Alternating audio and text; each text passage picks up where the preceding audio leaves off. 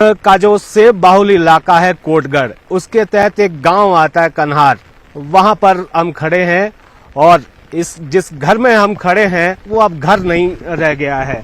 अब ये जो है किस तरह से तस्वीरें यहाँ पर निकल कर आ रही हैं, ये पूरा घर खाली कर दिया गया है। और जो आपदा आई है, देखिए जीवन भर की पूंजी अब धीरे धीरे मलबे में तब्दील होती जा रही है। ये बताया गया कि इस घर को पूरी तरह से अब खाली कर दिया गया है।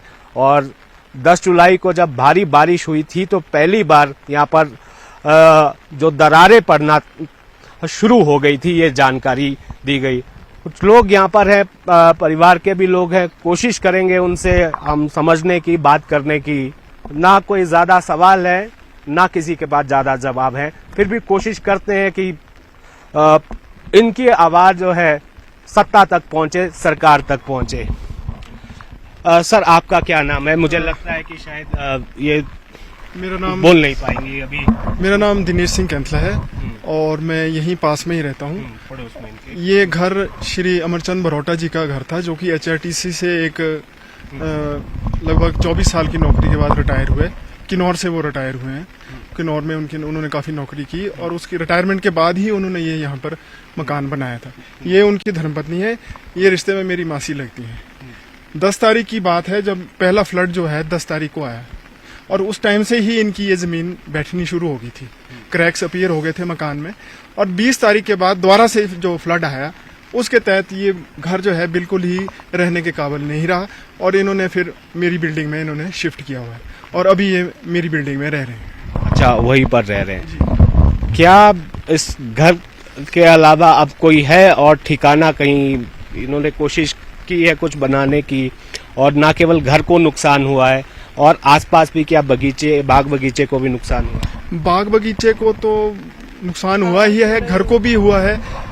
साथ ही साथ इन्होंने यहाँ पर अपनी एक दुधारू पशु गाय एक पाल रखी थी, जिसकी वजह से जो है ये इधर उधर अब शिफ्ट करने में असमर्थ है। क्योंकि गाय को अगर ये बेचना भी चाहें, रोड्स चारों तरफ से बंद है, ना कोई खरीदार आएगा, ना ये उसको बेच पाएंगे। इसलिए अभी मजबूरन में इनको यहीं रहना पड़ रहा है। मतलब इसको थोड़ा कोशिश कर रहे हैं इसको डिसमेंटल करने की और इसको देख रहे हैं कि भी इसको किस प्रकार से अगर इसको कुछ स्टेबल किया जाए स्ट्रक्चर। तो अब कितने हेल्पलेस है आप देख ही सकते हो। ये हम तो क्या इमोशनली सपोर्ट कर सकते हैं इनको एज ए नेबर। बाकी तो क्या बोल सकते हैं, आपके सामने ही, आपने तो देख ही लिया है, यहाँ पे विजिट करा आपने।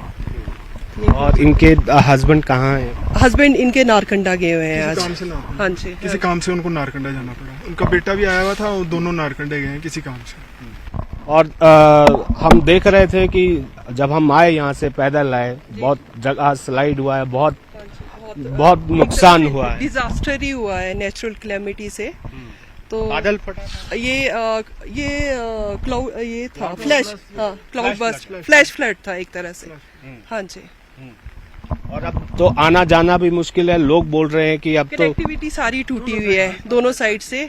इवन हम भी हेल्पलेस है, हम तो इमोशनली सपोर्ट कर सकते हैं इनको इंसानियत के नाते। लोग मुझे बता रहे थे अब तो राशन तक की नौबत आ गई, राशन तक नहीं ला पा रहे। हाँ जी, यही है। तो राशन है आज के जमाने में, लाइक हर इंसान दवाइयों पे भी, बुजुर्ग डिपेंड है, तो उसके लिए भी हमें आगे आगे बोलना पड़ रहा है कि हमारे घर में खुद बुजुर्ग हैं तो दवाइयाँ वगैरह पहुँचाएं थोड़ा इस तरह से। बाकी आपके सामने ही है जो है, ज्यादा क्या बोलूँ मैं। बेहद भावुक करने वाली तस्वीरें हैं, लेकिन मेरा पेशा इसकी इजाजत नहीं देता है कि हम भावुक हों। हमारा जो काम है वो वास्तविक स्थिति को जनता और सरकार के सामने लाना। और ये तस्वीरें थोड़ा सा और हम आपको दिखाएं कि यहाँ पर तबाही किस तरह से हुई है घर के साथ, और घर के पीछे देखिए अभी जो कुदरत ने जो जख्म दिए हैं उसके निशान यहाँ पर किस तरह से नजर आ रहे हैं। और ये भी मुझे बताया गया कि आसपास कुछ और भी ऐसे घर हैं जिनको नुकसान हुआ है, बाग बगीचों को नुकसान हुआ है और फौरी राहत इन तक पहुंची है, ऐसी जानकारी निकल कर आई है। पहुंची है सर? पहुंची है जी। जलठी में हमारे पास का ये गांव है, जलठी गांव, वहां पर भी एक इसी मकान कम्प्लीटली ढह चुका है। वो ब्रिजलाल जी हैं उनका नाम, और उनका मकान कम्प्लीटली डैमेज हो चुका है।